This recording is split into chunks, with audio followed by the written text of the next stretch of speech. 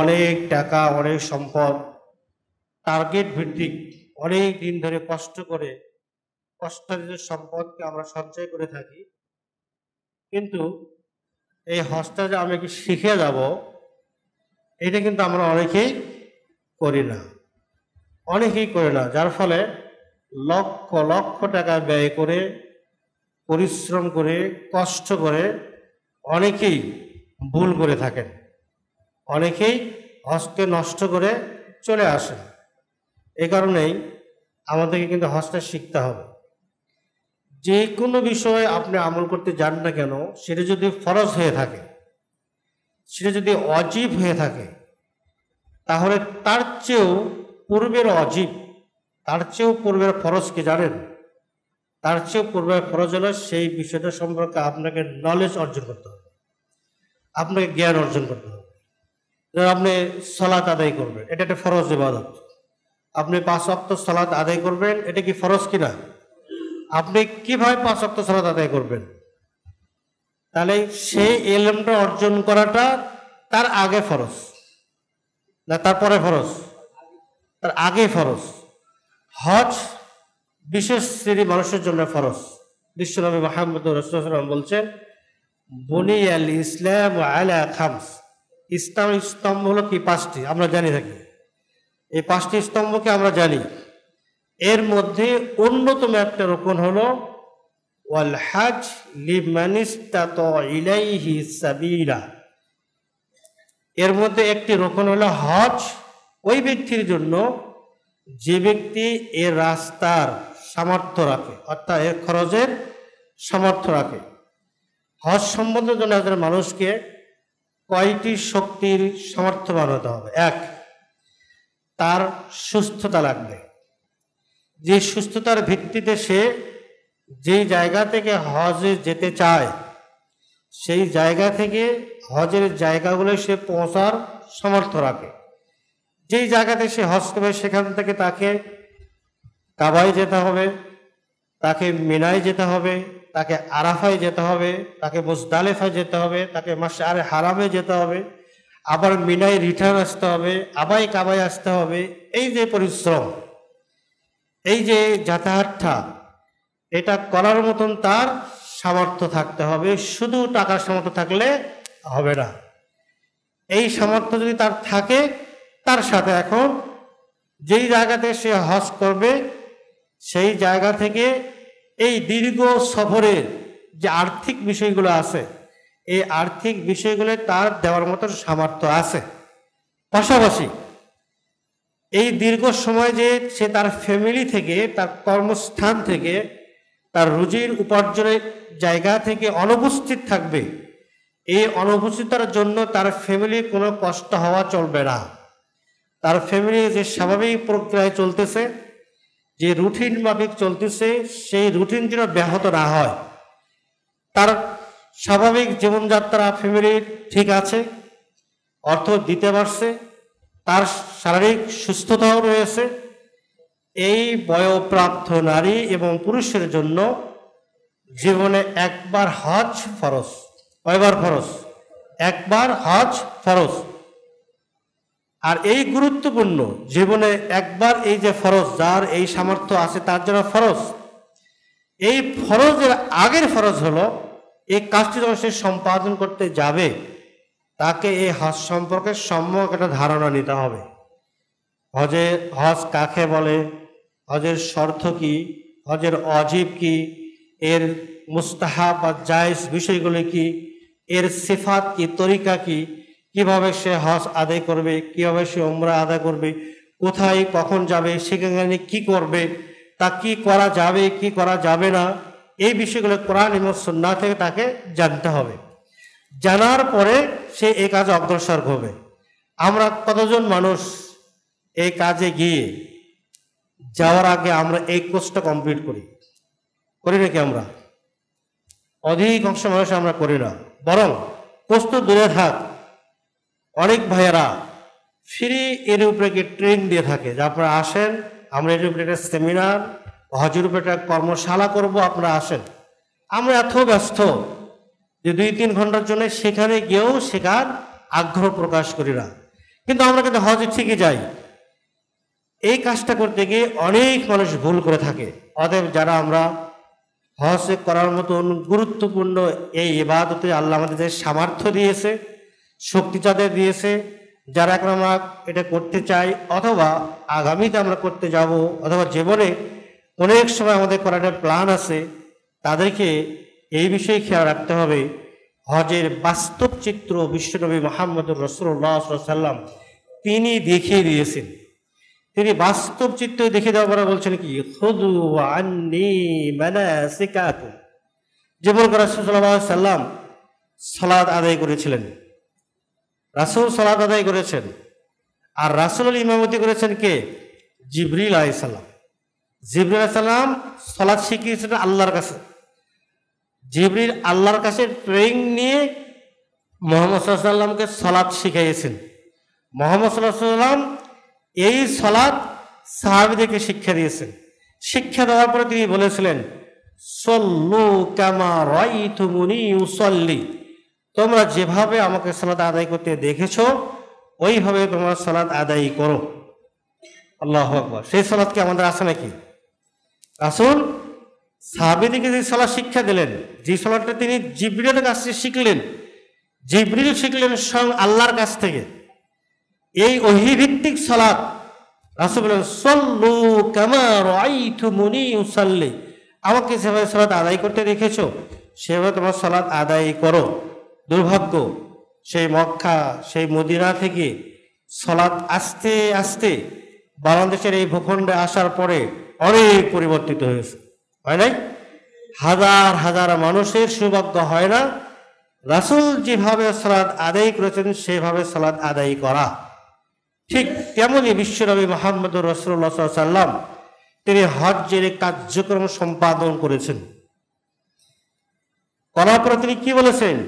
খুযু আন্নী মানাসিকাকুম, খুযু আন্নী মানাসিকাকুম, তোমরা আমার কাছ থেকে হজের কার্যক্রম শিক্ষা গ্রহণ করো। আল্লাহু আকবার। খুযু আন্নী, আমার কাছ থেকে তোমরা গ্রহণ করো, আমার কাছে তোমরা শিখো, আমার কাছে জেনে নাও। কি বিষয়? মানাসিকাকুম, তোমাদের হজের কার্যক্রম, কিভাবে তোমরা হজ করবে, কিভাবে আদায় করবে, কি তোমরা হজের সময় করবে আর কি করবে না, কোনটা বৈধ কোনটা অবৈধ, কোথায় থেকে কি শুরু করবে, আমার কাছ থেকে শিখে নাও। আল্লাহু আকবার। আমার কাছ থেকে শিখে নাও। আমরা রাসূলের কাছ থেকে শেখার চেষ্টা করি না। রাসূলের কাছ থেকে শেখা হলে কোথায় থেকে শিখবেন আপনি? রাসূল দুটি জিনিস নিয়ে এসেছেন, একটি হলো মহাগ্রন্থ আল কোরআন, আর একটি হলো কি তার মুখ নিঃসৃত বাণী, যে কথাটি তিনি তার হজ বিদায় হজে বলেছিলেন, তারাকতু ফীকুম আমরাইন, তারাকতু ফীকুম আমরাইন লান তাদিল্লু মা তামাসসাকতুম বিহিমা কিতাবুল্লাহ ওয়া সুন্নাতে রাসূলিহি। রাসূল তার বিদায় হজে বলছিলেন, আমি দুটি জিনিস তোমাদের কাছে রেখে যাচ্ছি, যতদিন পর্যন্ত এই দুটি জিনিসকে তোমরা আঁকড়িয়ে ধরে থাকবে ততদিন পর্যন্ত তোমরা পথভ্রষ্ট হবে না। এক, কিতাবুল্লাহ, আল্লাহর কিতাব মহাগ্রন্থ আল কোরআন।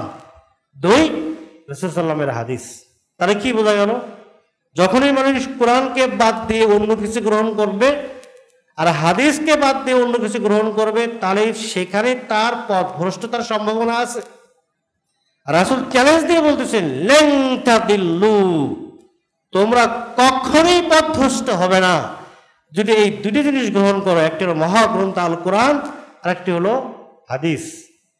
রাসূলের কাছ থেকে যদি আপনি হজ শিখতে চান তাহলে আপনি প্রথমে চলে আসেন কোরআনে।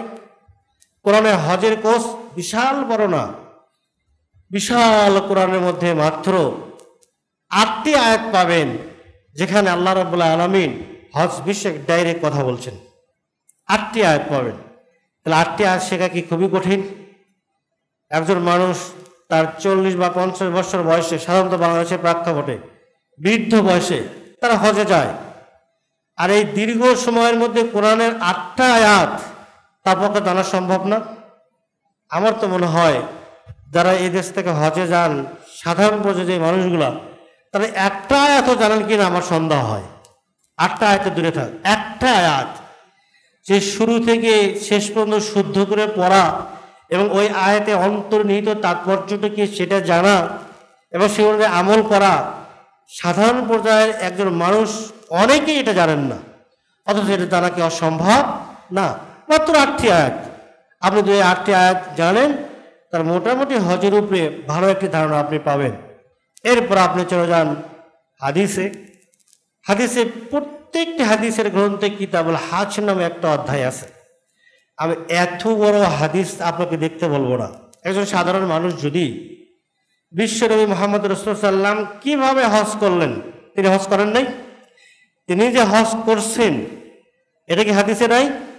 তিনি কিভাবে কাবায় প্রবেশ করলেন, কিভাবে তওয়াফ করলেন, কিভাবে সাই করলেন, কবে মিনায় গেলেন, কবে তিনি আরাফায় গেলেন, কবে মুজদালিফায় আসলেন, কখন তিনি মিনায় আসলেন, মিনায় এসে কি করলেন, কি বললেন, আবার কখন তিনি কাবায় ফিরে আসলেন, কখন হজ সমাপ্তি ঘোষণা করলেন, এটা কি রাসূল সাল্লাল্লাহু আলাইহি ওয়াসাল্লামের হজের মধ্যে নেই?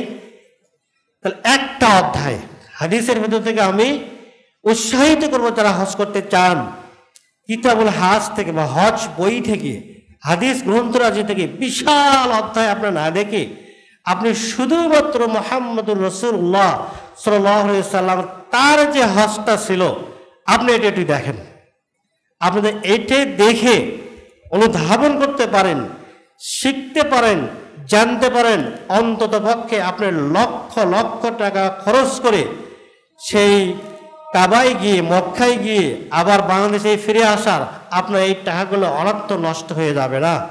আপনি উইথ নলেজে, আপনার জ্ঞান নিয়ে আপনি হজকে সম্পাদন করতে পারবেন, এটা আমি আশাবাদী।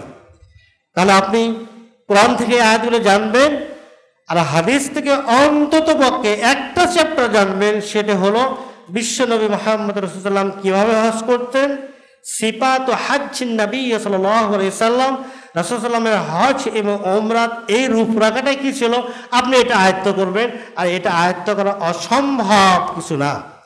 যদি এতটুকু আমরা করতে পারি মাশাআল্লাহ, হজের উপরে আমাদের সংক্ষিপ্ত একটা কোর্স জানা হয়ে যাবে এবং আমাদের পক্ষে হজ করা সহজ হবে। চলুন আমরা সংক্ষিপ্ত আলোচনা জেনে নেই হজ মানে কি। আল হজ মানে আল কাসদ ওয়াল ইরাদা। হজের আবিধানিক অর্থ হলো সংকল্প করা বা ইচ্ছা পোষণ করা। কোনো কাজের ইচ্ছা পোষণ করাকে হজ বলে। তাহলে এই আবিধানিক অর্থের দিক থেকে আমাদের সাথে কোনো মিল নেই, আছে নাকি? মিল নাই। মিল কোথায়? ইসলামী দৃষ্টিকোণ থেকে হজ কাকে বলে, এই জায়গায় ইসলামী দৃষ্টিকোণ থেকে হজ কাকে বলে? ইসলামী দৃষ্টিকোণ থেকে হজ বলে যে একজন মানুষের এই সংকল্প করা দেশে হজ মৌসুমে নির্দিষ্ট সময়ে এবং নির্দিষ্ট পদ্ধতিতে, যে পদ্ধতিটা আল্লাহ রাসূল দেখিয়ে দিয়েছেন, এই পদ্ধতিতে কিছু কার্যক্রম করবেন, এই নিয়ত করা, এটার নাম কি হজ। তাহলে তাকে কি নির্দিষ্ট একটা সময়ের মধ্যে হতে হবে, এটার জন্য তাকে নিয়ত করতে হবে এবং তাকে সফর করতে হবে নির্দিষ্ট কিছু জায়গায় এবং ওই জায়গাগুলোর কার্যক্রম পরিচালনা করতে হবে যেভাবে মুহাম্মদ রাসূলুল্লাহ সাল্লাল্লাহু আলাইহি ওয়াসাল্লাম পরিচালনা করেছিলেন সেইভাবে। এই কার্যক্রমের নামটা হলো কি, এটার নাম হলো কি হজ। এই কার্যক্রমটার নাম কি, এটার নাম হলো হজ। এই হজকে আমরা 3 ধরনের দেখতে পাই। আনওয়াউল হজ, হজের প্রকারভেদ। যেহেতু আমরা হজ সম্পর্কে জানি, এই ন্যূনতম ধারণা আমাদের খুবই জরুরি। হজ 3 প্রকার, এটা আপনাকে জানতেই হবে। আপনি তা না জানেন তাহলে আপনি কোন প্রকারের হজের নিয়ত করছেন। একটা হলো আল ইফরাদ, 2 আত-তামাত্তু, 3 আল কিরান। আপনাকে অবশ্যই মুখস্থ করে জেনে শুনে বুঝে হজের জন্য পা ওঠাতে হবে।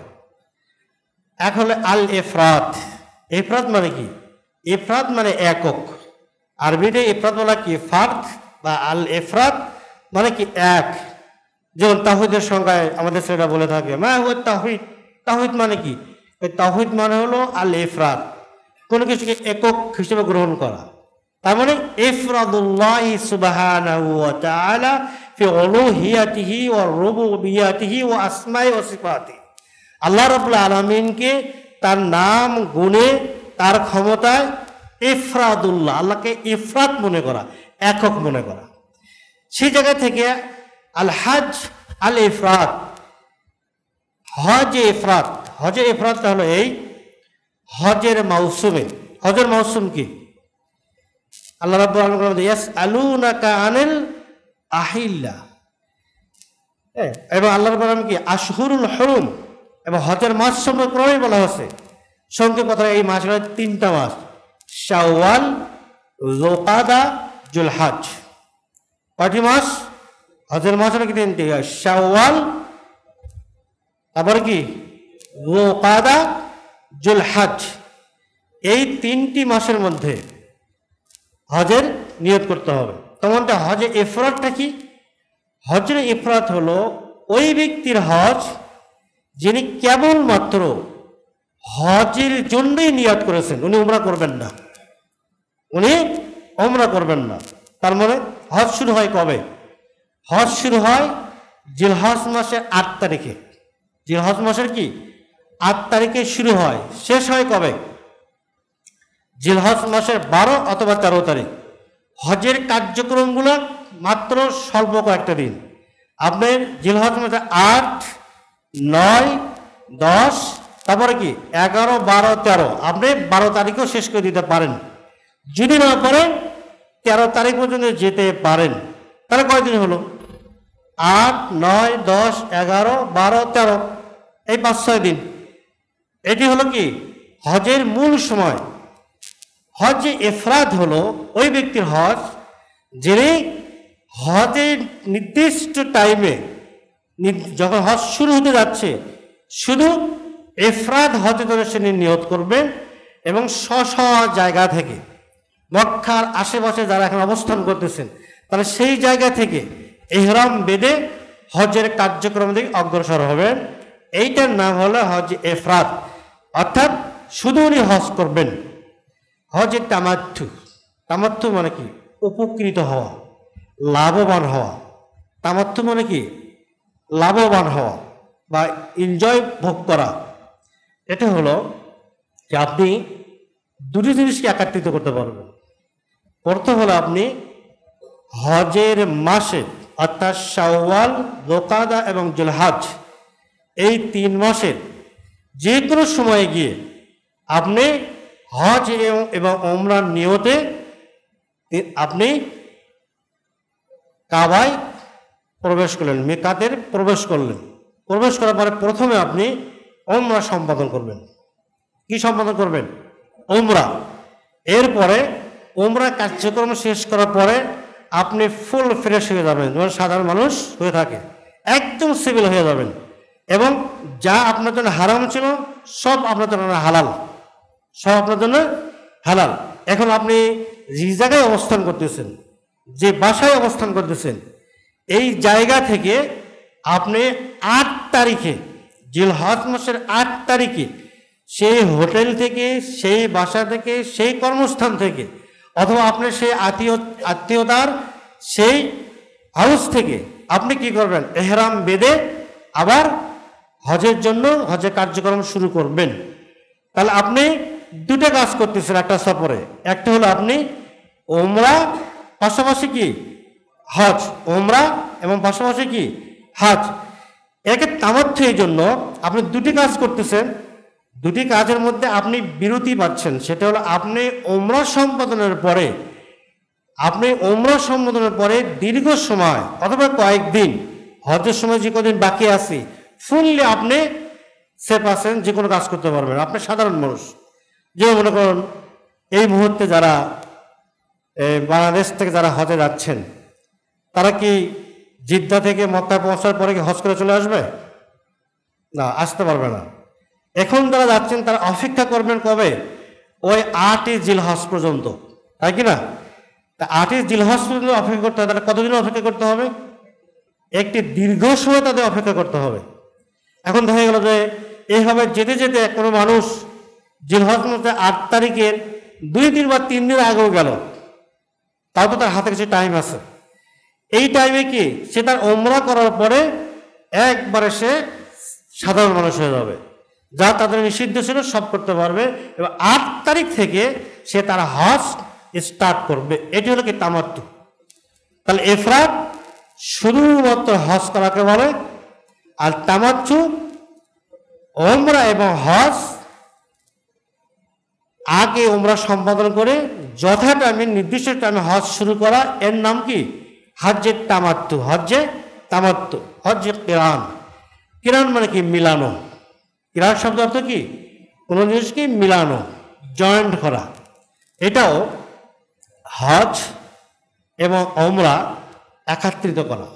তবে পার্থক্য হলো এই, হজ্জে কিরানের মধ্যে এবং হজ্জের তামাত্তুর মধ্যে পার্থক্য হলো এই, হজ্জে কিরান সম্পাদনকারী ব্যক্তি তিনি যখনই যান না কেন, যখনই কাবায় পৌঁছান না কেন, তার টাইম কম এবং বেশি যাই থাক না কেন, উনি ওমরা সম্পাদন করার পরে তার শরীরে যে এহরামের কাপড় পরিধান করা আছে, যে অবস্থায় আছে, এই এহরামের কাপড় তিনি সরাতে পারবেন না যতক্ষণ পর্যন্ত না তিনি হজের সর্বশেষ কার্যক্রম সমাধান না করেছেন।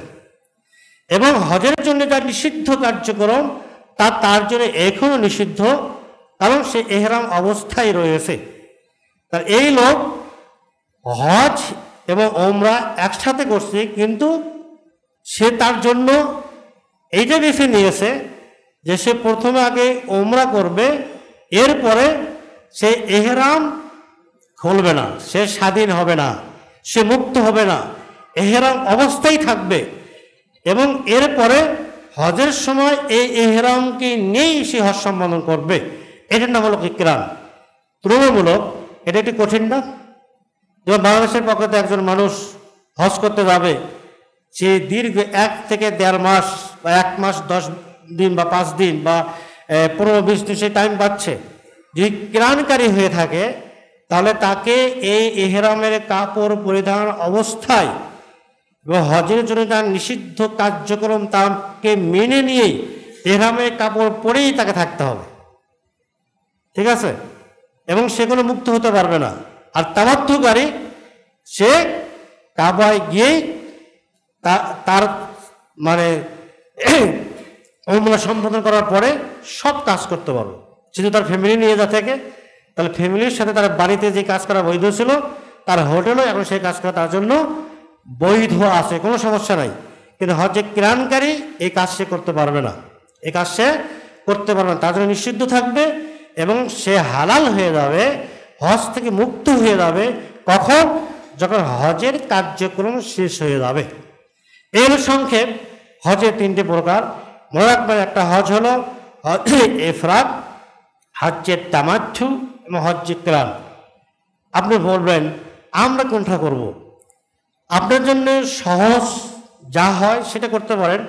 হজের সবগুলিটি আপনি পাবেন।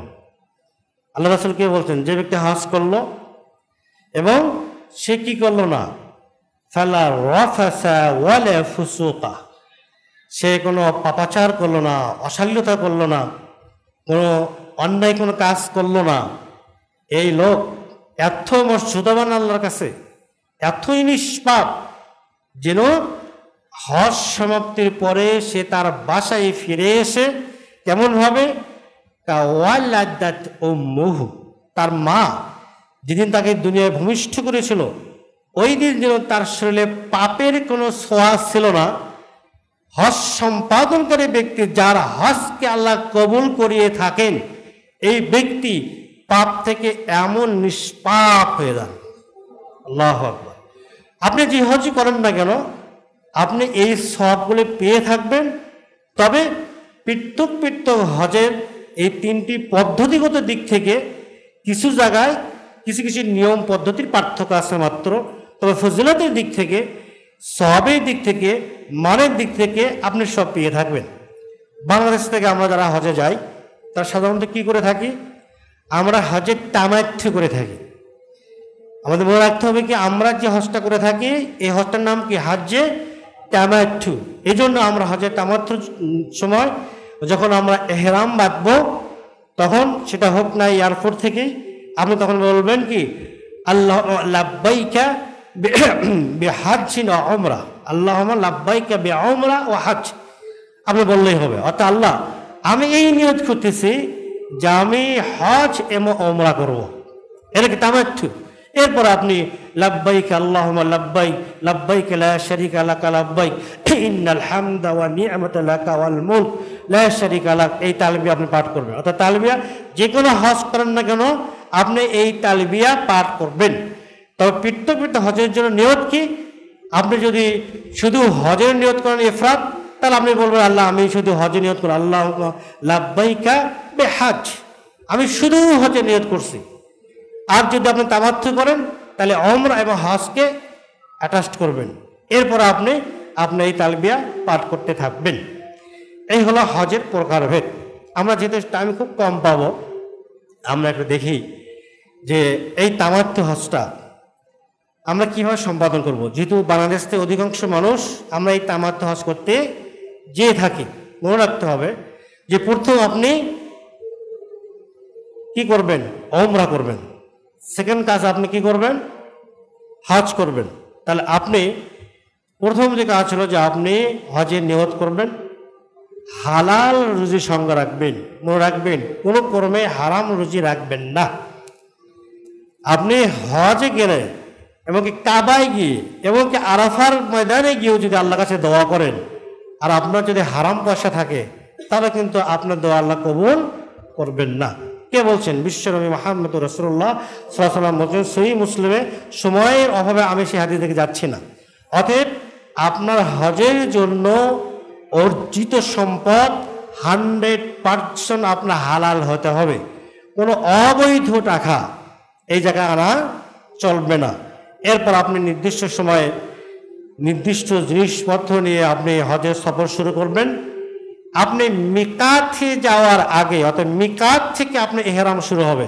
অর্থাৎ হজ যে আপনি শুরু করবেন বা উমরা যে শুরু করবেন, কয়েকটা জায়গা আছে, এই জায়গাগুলোর নাম বলা হয় মিকাত। এই জায়গাগুলো থেকে উমরা অথবা হজ স্টার্ট করতে হয়, শুরু করতে হয়। আমরা যারা হজ করতে যাই বাংলাদেশ থেকে, তারা প্লেনে যাই, ঠিক আছে। প্লেন থেকে যখন আমরা জিদ্দায় যাই তখন কিন্তু এই মিকাতকে অতিক্রম করেই জিদ্দায় পৌঁছতে হয়। সঙ্গত কারণে প্লেন যদি খুব দ্রুতগামী, যদিও প্লেন থেকে আপনার দেখার সুযোগ আছে, আপনার ইনফরমেশন নেওয়ার সুযোগ আছে যে আপনি কোথায় এখন আছেন, কোন জায়গায় আছেন, আপনি মিকাত কত দূরে আছে। কিন্তু কতজন আমরা শিক্ষিত, আমরা কতজন এগুলো বুঝতে পারি। এ কারণে আপনি উমরার নিয়তে, হজের নিয়তে আপনি আপনার ইহরাম নির্দিষ্ট জায়গাতে আপনার প্লেনে ওঠাতেই আপনি ইহরাম বাঁধতে পারেন, এতে কোনো সমস্যা নেই। তবে আপনি লাব্বাইক আল্লাহুম্মা লাব্বাইক এটা পাঠ শুরু করবেন যখন আপনি মিকাতে পৌঁছে যাবেন। কারণ মিকাতে পৌঁছে গিয়ে বিমানে উঠে এত দ্রুত আপনি কাপড় চেঞ্জ করার সুযোগ আপনি হয়তো পাবেন না। এই জন্য আপনি আগে রেডি হয়ে ইহরাম পরে থাকবেন।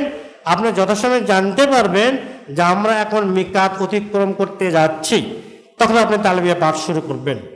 আপনার তালবিয়া পাঠ শুরু করে আপনি জিদ্দায় পৌঁছে গেলেন। বিশেষ ব্যবস্থাপনায় আপনাকে কাবায় নিয়ে যাওয়া হলো। আপনি এখন কি করবেন? আপনি এখন উমরা করবেন। উমরার জন্য কি কাজ? 1 নম্বর কাজ হলো আপনি ইহরাম পরবেন, ইহরাম তো পরাই আছে। 2 নম্বর কাজ কি?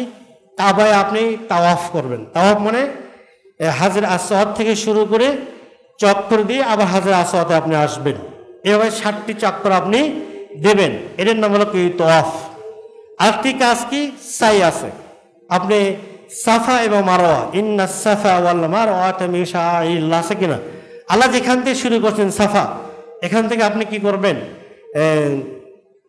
সাই শুরু করবেন, হাঁটা শুরু করবেন।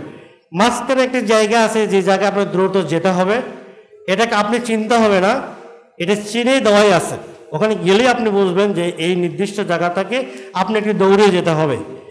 এখানে যে 7 চক্র দেওয়া, এটাকে বলা হয় সাই। এটাকে বলা হয় কি? সাই। তাহলে 1 হলো ইহরাম বাঁধা, 2 হলো তাওয়াফ করা, 3 হলো সাই করা। 4র্থ নম্বর কাজ হলো মাথা মুন্ডন করা অথবা মাথার চুল ছোট করে ফেলে দেওয়া। এখন কিন্তু আপনার উমরার কাজ শেষ। অত্যন্ত সহজ করে আমি বলার চেষ্টা করছি। উমরা তো কয়টি কাজ? আমালুল উমরা 4টা কাজ। 1, আপনি মিকাতে এহরাম বাঁধবেন, ঠিক আছে, এহরাম বাঁধা। 2, কাবায় 7টি তওয়াফ করবেন। 3, সাফা ও মারওয়ায় আপনি 7টি সাই করবেন। এরপরে আপনি মাথার চুল নেড়ে করবেন অথবা ছোট করবেন। এই কাজ সমাপ্তি হওয়ার পরে আপনি এখন হোটেলে এসে, যদি আপনার স্ত্রী থাকে তার সাথে আপনি তার কাছ থেকে সকল সেবা গ্রহণ করতে পারবেন, কোনো সমস্যা নাই। সকল সেবা আপনি গ্রহণ করতে পারবেন। বৈধ যে সমস্ত কার্যক্রম আপনার জন্য এতক্ষণ পর্যন্ত হারাম ছিল তা এখন আপনার জন্য সব হালাল হয়ে গেছে। এখন আপনি নির্দিষ্ট সময় পর্যন্ত এই কাবার আশেপাশে অথবা আপনার যেখানে যাওয়ার ইচ্ছা আপনি যেতে পারবেন। আপনি সমগ্র সৌদি আরব যদি আপনি পরিভ্রমণ করতে চান আপনি করতে পারেন। আপনার যদি টাকা থাকে, আপনি যদি সুযোগ থাকে, আপনার সামর্থ্য থাকে, কোনো অসুবিধা নাই, হজের জন্য আপনি করতে পারবেন। তবে আপনাকে নির্দিষ্ট 8 তারিখে আপনাকে চলে আসতে হবে, এর আগে আপনাকে চলে আসতে হবে। এখানে আমরা পরে যাই। তাহলে আমরা উমরা তো ক্লিয়ার হয়ে গেছে। উমরা কাকে বলে বোঝা যায়? 4টি কাজের নাম আবার বলছি: এহরাম বাঁধা, তওয়াফ করা, সাই করা, মাথা মুন্ডন করে এহরামের কাপড় খুলে ফেলে গোসল টোসল করে আপনি স্বাভাবিক হয়ে যাবেন। উমরা কমপ্লিট, উমরা কমপ্লিট। এখন থাকলো হজের কার্যক্রম। হজ শুরু হয় কয় তারিখে বলেছি? জিলহজ মাসের 8 তারিখে হজ শুরু হয়। এর আগে হজ শুরু হয় না। হজের মাস 3টা। আল্লাহ কত রহমশীল, পৃথিবীর বিভিন্ন প্রান্ত থেকে মানুষ হজে যাবে। এখানে জনগোষ্ঠী বৃদ্ধি পাবে, মানুষের যাওয়া কষ্টকর হবে। আল্লাহ সে কত অগ্রিম জ্ঞানের অধিকারী, তিনি 3 মাসকে দিয়েছেন হজের মাস হিসেবে। 3 মাস, শাওয়াল, যোলকাদা, জুলহজ। এই টাইমের মধ্যে আপনি মক্কায় পৌঁছে যাবেন। 8 তারিখে আপনি কি করবেন? নিজ জায়গা থেকে যদি আপনি ইহরাম অবস্থায় থেকে থাকেন, যেমন কিরান হজ সম্পাদনকারী বা ইহরাম অবস্থা যদি থেকে থাকেন তাহলে এই অবস্থাতেই, অথবা আপনি পূর্বে যেভাবে ইহরামে কাপড় পরিধান করেছিলেন যে নিয়মে, সেই সুন্নাহগুলো পালন করার পরে আপনি ইহরামে কাপড় পরিধান করে 8 তারিখে আপনার গমন হবে কোথায়? মিনায়। এখানে আপনার যাদের সাথে হজে যাবেন তারা আপনাকে নিয়ে যাবে, তাদের গাড়ির ব্যবস্থা থাকতে পারে। আপনি যদি একাই স্বেচ্ছায় অনুপ্রাণিত হয়ে হজে যেয়ে থাকেন, অথবা আপনি সৌদি আরবেই আছেন, পারমিশন নিয়ে আপনি হজে অংশগ্রহণ করছেন, তাহলে আপনার জায়গা থেকে আপনি যে কোনোভাবেই মিনায় পৌঁছবেন। মিনায় পৌঁছার পরে আপনি কি করবেন? এখানে রাত্রি যাপন করবেন। তাহলে আপনি এখানে জহর, আসর, মাগরিব, এশা এবং ফজর কওয়াক্ত হলো, এই সমস্ত সালাতগুলো এখানে আপনি আদায় করবেন।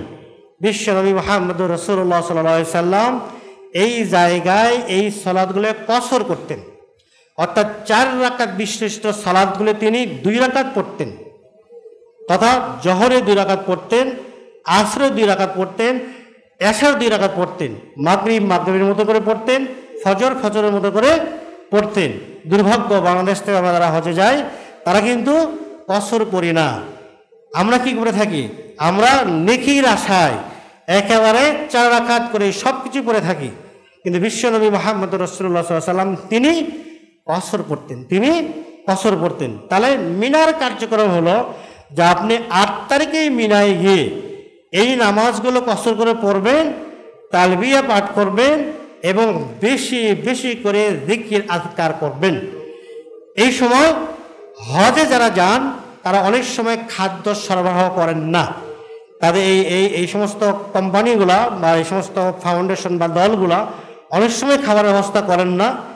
প্রয়োজনে আপনি আপনার হালকা খাবার এখানে নিয়ে যেতে পারেন। মনে রাখবেন, হজ শুরু হওয়া থেকে শুরু করে হজ শেষ হওয়া পর্যন্ত অনেক হজ কাফেলা তাদের খাবার সরবরাহ করে থাকেন না, অনেক কষ্টে পড়ে থাকেন।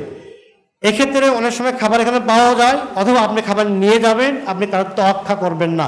আপনি যদি দিয়ে থাকে আলহামদুলিল্লাহ। অনেকে জানেও না যে খাবার কোথায় কোথায় পাওয়া যায়। এমনি ফ্রি খাবারের অনেক জায়গা আছে, অনেক সেই জায়গা থেকে আপনি অ্যাপ্লিকেশন করে নিয়ে আসতে পারেন, কিন্তু অনেকে এটাও জানে না। সুতরাং আপনার চিরামুড়ি যাই হোক আপনার সাথে করে নিয়ে যাবেন। এত পবিত্র বড় একটি কাজ করতে যাচ্ছেন, খাওয়ার অপেক্ষা করে আপনি ইবাদতে ত্রুটি করবেন না।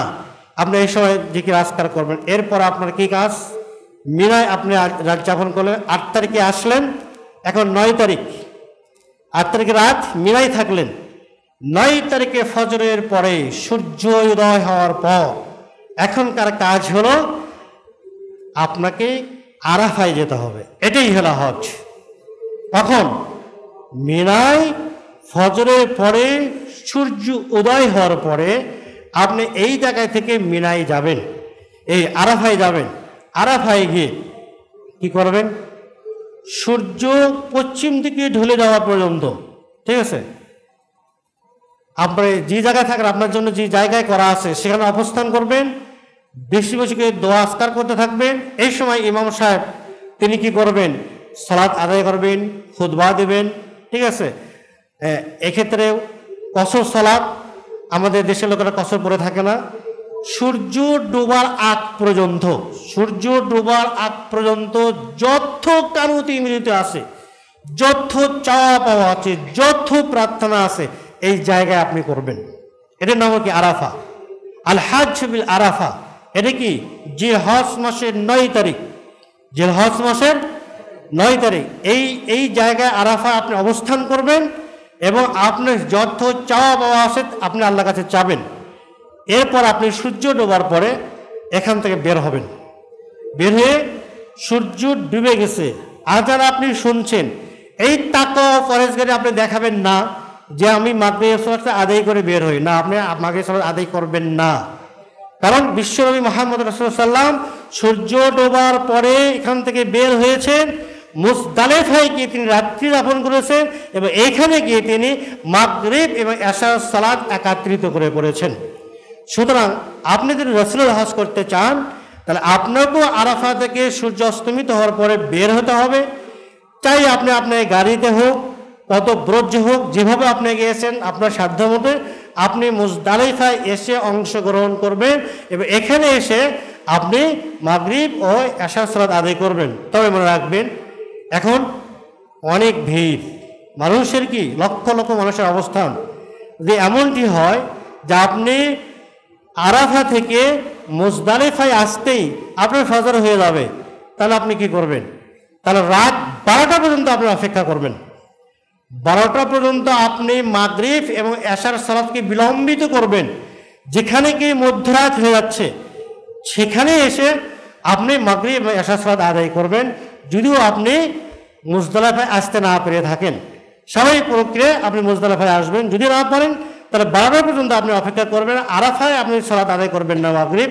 12টার সময় আপনি আপনার মাগরিব এবং এশার সালাত আদায় করে মুজদালিফার দিকে অগ্রসর হবেন।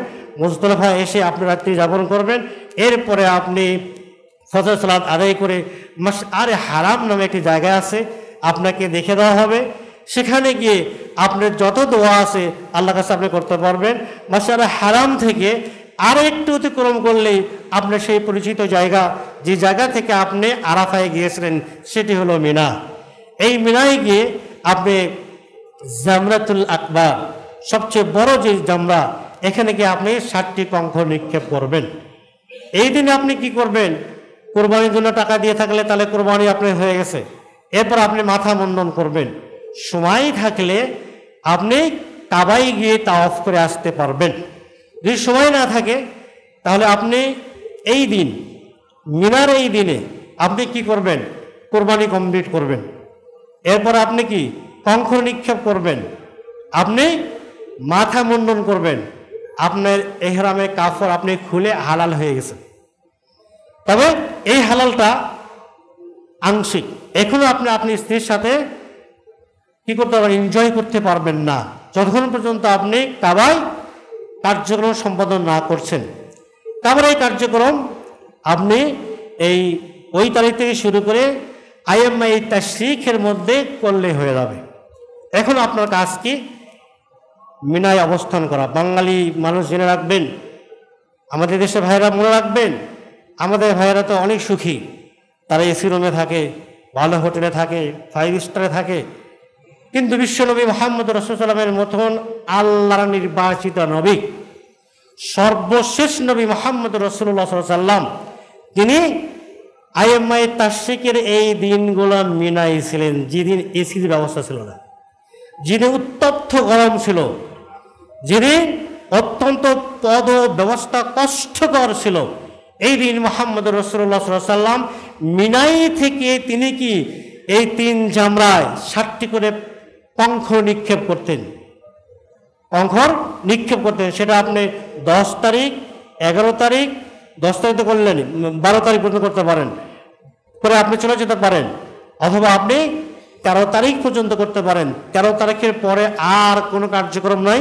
13 তারিখের পরে যদি আপনি মিনাও থাকেন, তবু আপনাকে পাথর নিক্ষেপ করার কোনো সুযোগ নেই, আপনার হজ কমপ্লিট হয়ে গেছে। কিন্তু এই সময়গুলা মুহাম্মদ রাসূলুল্লাহ সাল্লাল্লাহু আলাইহি সাল্লাম তিনি কিন্তু মিনায় ছিলেন। আর আমাদের ভাইয়েরা হোটেলে আসে, মক্কায় আসে, আরাম করে এসি রুমে থাকে, 5 স্টারে থাকে, আবার গিয়ে ওখানে কি নিক্ষেপ করে দিয়ে আসে। আপনি কি রাসূলের চেয়ে বেশি আরামদায়ক হয়ে গেলেন? বিশ্বনবী মুহাম্মদ রাসূলুল্লাহ সাল্লাল্লাহু আলাইহি সাল্লাম তিনি ওই জায়গায় ছিলেন। সুতরাং সুন্নাহ হলো আপনি মিনায় থাকবেন এবং মিনায় থেকে এই কার্যক্রমগুলো শেষ করবেন। এরপরে আপনার সর্বশেষ কাজ হলো, যখন আপনি দেশে রিটার্ন করবেন, তখন আপনি কাবাকে তওয়াফ করে বেরিয়ে আসবেন। এই হলো সংক্ষিপ্ত হজ এবং ওমরার সংক্ষিপ্ত চিত্র। আমরা আমাদের আলোচনায় নাকি কোরআনের আয়াতগুলো নিয়ে আসতে পেরেছি, নাকি এই মর্মে যে হাদিসগুলো আছে তা আপনাদের সামনে উপস্থাপন করেছি। অলরেডি আমাদের হাতের সময় 2 মিনিট পার হয়ে গেছে। অতএব অনুরোধ করব, এই গুরুত্বপূর্ণ হজটা আসলে আমরা যারা করতে চাই তারা যেন এটার উপরে একটা কোর্স কমপ্লিট করি। আপনি লক্ষ লক্ষ টাকা ব্যয় করবেন, আপনি 1000 টাকা দিয়ে কোনো স্কলারের কাছে এই কোর্স করতে পারেন না, এত টাকা ব্যয় করতে পারেন। আর কেউ যদি চান, আমার লেখা একটা খেদমত আছে, ফিকহুল হজ ও আখতাউল হাজিন, ফিকহুল হজ এবং হাজিদের ভুল সমূহ। আমাদের দেশের হাজিরা গিয়ে কি ধরনের ভুল করে, একটা বই থেকে দেখা, একটা প্র্যাকটিক্যালি আমার লাইফে অনেকবার দেখা, এইগুলো আমি এখানে সংযোজন করেছি। প্রায় 100টার মতো ভুল আমাদের হাজি সাহেবরা করে থাকেন, আমি আমার এই বইতে সংকলন করেছি।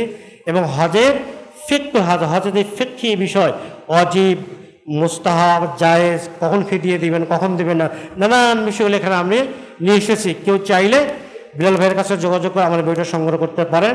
আরও অনেক বই আছে, আপনি নিতে পারেন। আমাদের মোহতারাম আমিরে জামা ডক্টর আশাদুল্লাহ গালিব সাহেবের বই আছে, পারলে এই বই আপনি বিনামূল্যে ছাপিয়ে দেন, অনেক মানুষ উপকৃত হবে। অথবা এই বইটাই আপনি কোর্স সিস্টেমে নেন, আপনি যেন হজ কমপ্লিট হবে। কোনো বিদাতি ভাইয়ের সংশ্রয়ে গিয়ে তাদের বই পড়ে আপনি কখনোই হজে যাবেন না, আপনার টাকাও যাবে, সময়ে যাবে, অর্থ যাবে। আল্লাহ আমাদেরকে সঠিক হজ করার তৌফিক দান করুন, আমিন।